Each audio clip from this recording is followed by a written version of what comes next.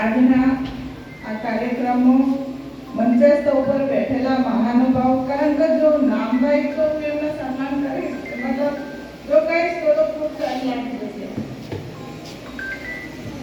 તો મંચસ્થ ઉપર જે આદરણીય અને સન્માનીય મહેમાનો છે તથા બાબર તાલુકાના અલગ અલગ સ્કૂલમાંથી આવેલા શિક્ષકો, પ્રિન્સિપાલો તથા મારા વાલા બાળકો, જેવી રીતે મેડમે કીધું કે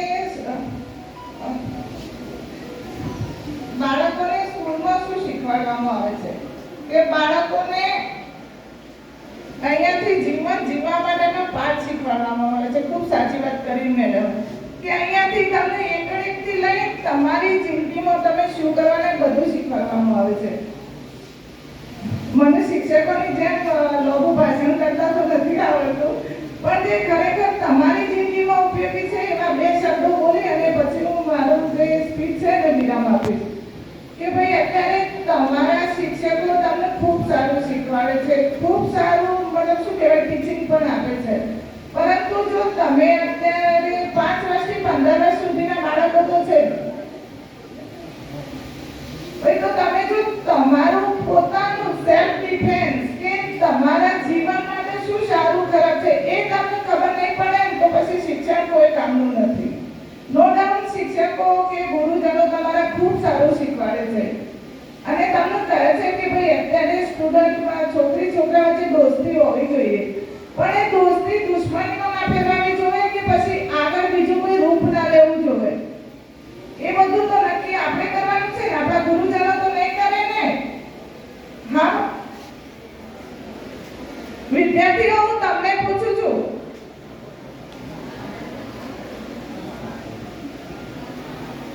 આપણી જિંદગી માટે કે આપણા પોતાના માટે સારું ન શું કોને નક્કી કરવાનું છે?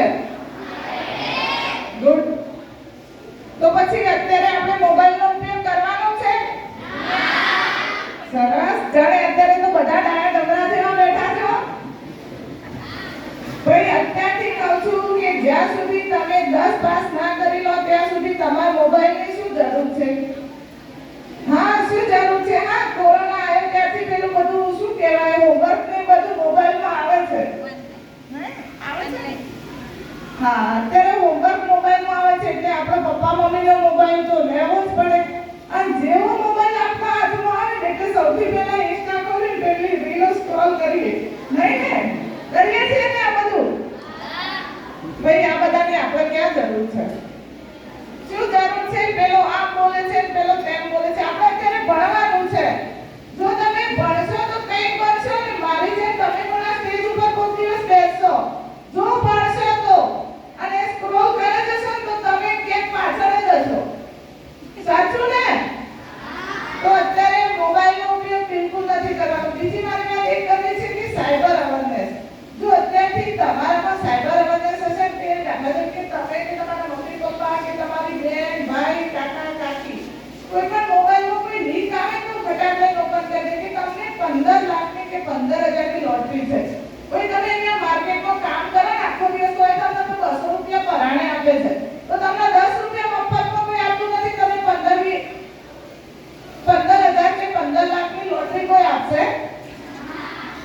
નહીં. કોઈ આપણે બધા લાલચમાં, મારા જેવા મોટા માણસો લાલચમાં આવી છે કે ભાઈ વાહ મને 15 લાખ મળે છે, તમે ટીપ કરી અને તરત ઓપન કરી દે. એટલે પેલો શું કહે છે ખબર છે કે અત્યારે તમારે એના ચાર્જ માટે 5,000 નાખવા પડશે. કસવાનું નહીં સાહેબ, તો હાલત નથી રહું છું. જેવા 5,000 નાખે એટલે પેલાને ખબર પડી જાય વાહ વાહ વાહ બકરો ફસાઈ ગયો છે. થાય છે ને? એટલે તમે આ રીતે અંદર ઘૂસતા જો છો. 15 લાખ મળવાના તો ગયા પણ તમારા 2 લાખ જતા રહે છે. પછી પોલીસ જોડે આવશે, સાહેબ મારાથી ભૂલ થઈ ગઈ, 2-3 લાખ રૂપિયા જતા રહે છે. ભાઈ પણ ભૂલ નથી, તમારી લાલચ છે આ. એટલે ભાઈ મોબાઈલમાં કોઈ પણ લિંક આવે તો એને ઓપન કરવાની જરૂર નથી, કારણ કે અત્યારે મફતમાં તો માએ કશું નથી આપતી. મફતમાં માએ કશું નથી આપતી તો બીજા બધા ક્યાંથી આપશે? પછી બીજી વાત એ કે છોકરીઓને એવી કઈ ખબર પડતી નથી કે આ છોકરો સારો ખોટો એની જોડે વાતો કરવાનું ચાલુ કરી દે છે. હા છોકરીઓ કરો છો ને? ભાઈ આપણે એવા કોઈ છોકરા જોડે વાત કરવાની નથી. તમારે દોસ્તી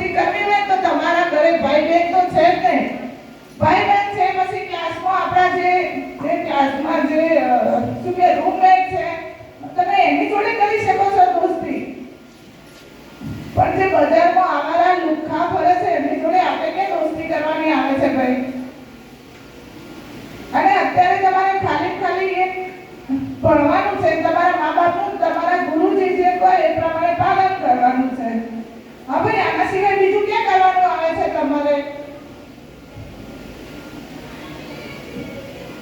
પછી જે મેડમે કીધું કે જિંદગીના પાઠ સ્કૂલમાંથી તમારે આ બધું શીખવાનું છે કે ભાઈ તમારી જોડે કોઈ પણ મતલબ ખરાબ ના થઈ જાય, બધા કોઈ ના કરી જાય. જો આનું ધ્યાન તમે રાખશો તો પછી જે મેડમે કીધું કે જિંદગીની પરીક્ષા કોઈ દિવસ 12 તારીખે જ નથી હતી.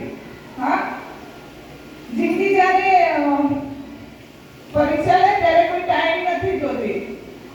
તો કદાચ આપણી પરીક્ષા અત્યારથી ના શરૂ થઈ જાય ને એનું ધ્યાન રાખવાનું